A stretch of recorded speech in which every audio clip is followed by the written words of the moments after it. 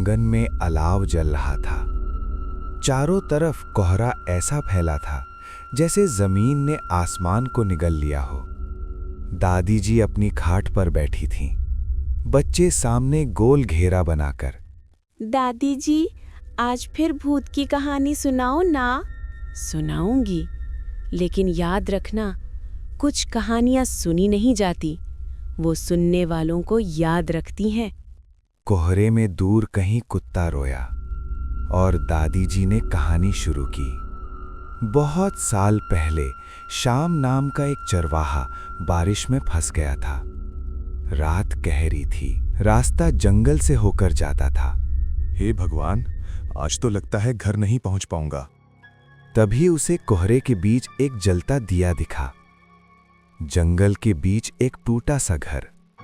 दरवाजा अपने आप खुला। अंदर से एक औरत की आवाज आई। आ जाओ बेटा, बारिश में कोई बाहर नहीं रहता। शाम अंदर चला गया। वो औरत सफेद साड़ी में थी, चेहरा शांत, पर आंखें बहुत ठंडी। आप यहाँ अकेली रहती हो अम्मा? अकेली नहीं, जो आता है वो यहीं रह जाता है। शाम हंस दिया, पर उसकी रीढ़ में सिहरन दौड़ गई। रात के ठीक 2 बजे शाम की नींद खुली और बाहर से किसी की पायल की आवाज आ रही थी। वो बाहर निकला। कोहरे में वही औरत खड़ी थी, पर अब उसके पैर जमीन को छू नहीं रहे थे। तुम कौन हो? औरत की गर्दन एक झटके में मुड़ गई। आवाज बदल गई। मैं वही हूं जिसे तू घर समझ बैठा।